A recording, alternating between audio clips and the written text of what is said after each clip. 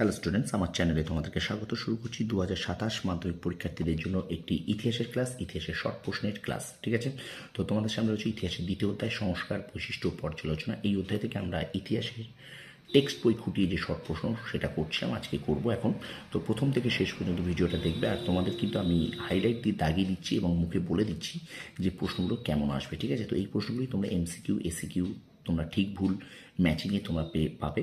তো প্রথম থেকে শেষ পর্যন্ত কিন্তু সেই জন্য ভিডিওটা দেখতে হবে। ওকে, তো চলো শুরু করি ক্লাসটি। দেখো, তো আজকে এই সংস্কার, বৈশিষ্ট্য, পর্যালোচনা এই অধ্যায় থেকে আমরা এখন 9 নম্বর ক্লাস করব। আজকে সকালে কিন্তু আমি 8 নম্বর ক্লাস তোমাদের দিয়েছি, আশা করি সবাই দেখেছো।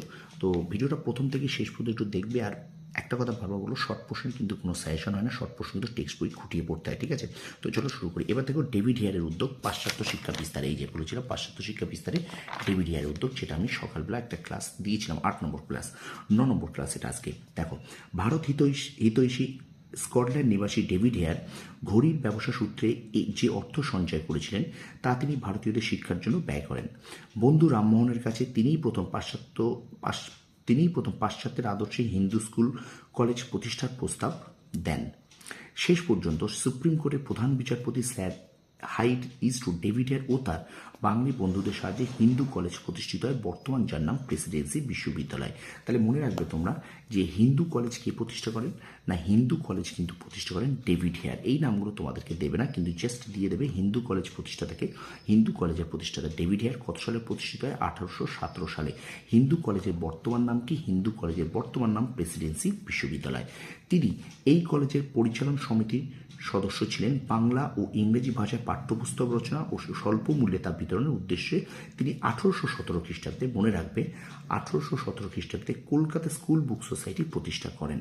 ঠিক আছে, এটা মনে রাখবে। তাহলে কলকাতা স্কুল বুক সোসাইটি, এই দেখো কলকাতা স্কুল বুক সোসাইটি কে প্রতিষ্ঠা করেন? না ডেভিড হেয়ার। কত সালে? 1817 সালে। দেখো, আমি কিন্তু এইভাবে তোমাদেরকে বলে দিচ্ছি, তো তোমরা যদি পুরো ভিডিওটা না দেখো তাহলে কিন্তু তোমরা মিস করে যাবে। ঠিক আছে, শর্ট প্রশ্ন কিন্তু ভীষণ গুরুত্বপূর্ণ, 36-36 পেতে হবে কিন্তু। ঠিক আছে, তো আরেকবার দেখো, কলকাতা স্কুল বুক সোসাইটি কে প্রতিষ্ঠা করেন? David hair. কত সালে? 1817 খ্রিস্টাব্দে। এবার তোমার পড়তে পারে যে স্কুল বুক সোসাইটির প্রতিষ্ঠার উদ্দেশ্য কী ছিল?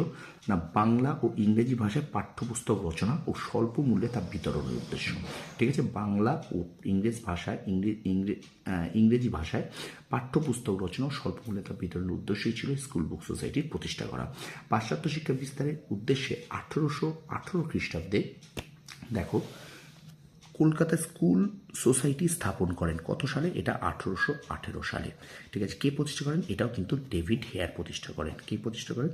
না ডেভিড হেয়ার। ঠিক আছে, তো প্রশ্নটা আমি আরেকবার তোমাদের সামনে করছি যে স্কুল বুক সোসাইটি, দেখো স্কুল বুক সোসাইটি কে প্রতিষ্ঠা করেন? স্কুল বুক সোসাইটি প্রতিষ্ঠা করেন ডেভিড হেয়ার। কত সালে? 1818 সালে। ঠিক আছে, এবার দেখো এই সংস্থার প্রধান কাজ হলো স্কুল প্রতিষ্ঠা করা। দেখো, তাহলে স্কুল বুক সোসাইটির প্রধান কাজ কি? স্কুল প্রতিষ্ঠা করা।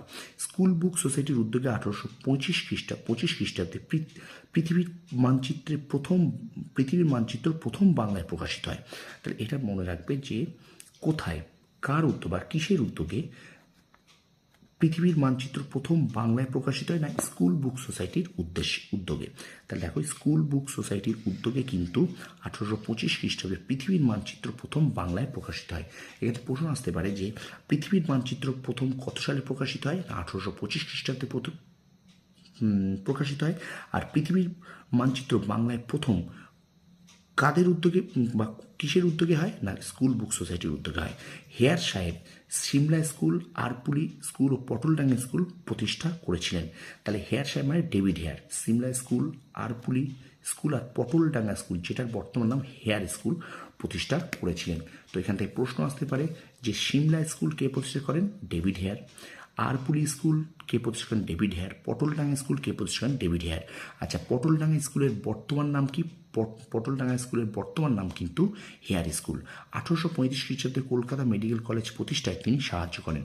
তাহলে কলকাতা মেডিকেল কলেজ কত সালে প্রতিষ্ঠিত হয়? 1835 সালে প্রতিষ্ঠিত হয়। এই কলেজের সম্পাদক রূপে সব ব্যবচ্ছেদ ছাত্রদের উৎসাহ দেন। এবার চলো আমরা বেথন বা বিটন যাকে বলি, জন ইলিয়ট ড্রিঙ্ক ওয়াটার বিটনের উদ্যোগটা একটু দেখে নিই।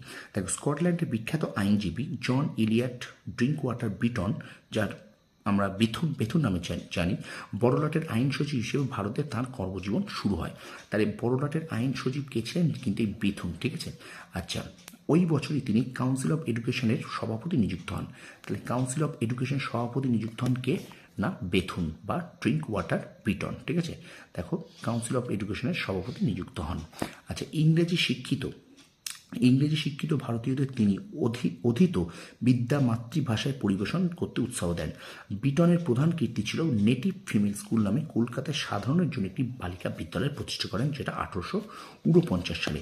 তাহলে এখান থেকে প্রশ্ন আসবে যে নেটিভ ফিমেল স্কুল। দেখো, নেটিভ ফিমেল স্কুল কে প্রতিষ্ঠা করেন? না, নেটিভ ফিমেল স্কুল প্রতিষ্ঠা করেন কিন্তু বিটন বা বেথুন। কত সালে? 1849 সালে। বিদ্যালয়টির কাজ প্রথমে দক্ষিণারঞ্জন মুখোপাধ্যায় সিমলা স্ট্রিটের বৈঠকখানায় শুরু হয়। পরে হেদুয়ার পশ্চিম দিকের জমিতে বর্তমান বেথুন স্কুলটির নিজস্ব বাড়ি তৈরি হয়। 1850 খ্রিস্টাব্দে 6 নভেম্বর স্কুল বাড়িটির ভিত্তিপ্রস্তর স্থাপিত হয়। পূর্ণ বিদ্যালয় ভবনটির নির্মাণ হওয়ার আগেই বিটনের মৃত্যু হয় 1851 সালে। তবে তিনি তার সমস্ত সম্পত্তি স্কুলের জন্য উইল করে দিয়ে যান। বিটনের মৃত্যুর পর এই স্কুলটি বেথুন স্কুল নামে পরিচিত হয়।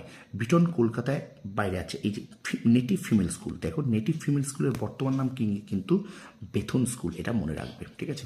আচ্ছা, তাঁরই অনুরোধে মদনমোহন তর্কালঙ্কার বালিকাদের উপযোগী পাঠ্যপুস্তক রচনা করেন। তাঁর দুই কন্যা ভুবনমালা ও কুন্দমালাকে এই স্কুলে ভর্তি করেন। বিটন নিজে পণ্ডিত গৌরমোহন বিদ্যালঙ্কারের স্ত্রী শিক্ষা বিধায়ক পুস্তকটির নতুন সংস্করণ প্রকাশ ও প্রচার করেন। তাহলে স্ত্রী শিক্ষা বিধায়ক আমরা সকালেও পড়েছি এটা। স্ত্রী শিক্ষা বিধায়ক গ্রন্থটি কার রচনা? না, গৌরমোহন বিদ্যালঙ্কারের রচনা, ঠিক আছে। তো এই ছিল আমাদের আজকের এখনকার মতো নবম পর্ব। তো ভিডিওটা ভালো লাগলে লাইক, কমেন্ট, শেয়ার অবশ্যই করবে। আর বারবার বলছি, এই যে আমি তোমাদেরকে হাইলাইট দিয়ে দাগিয়ে দিচ্ছি, এগুলোকে তোমরা খাতায় নোট করে নাও। আশা করি তোমাদের শর্ট প্রশ্নের জন্য ভীষণ উপকারে দেবে, ঠিক আছে। ভিডিওটা ভালো লাগলে লাইক, কমেন্ট, শেয়ার করতে ভুলো না। আর বন্ধুদের মাঝে একটু বেশি করে অবশ্যই শেয়ার করবে। আর আমার চ্যানেল নতুন হলে চ্যানেলটা সাবস্ক্রাইব করো, পাশে থাকা বেল আইকনে প্রেস করে রাখো। তোমরা সফল হও, তোমাদের সাফল্য কামনা করি। ধন্যবাদ।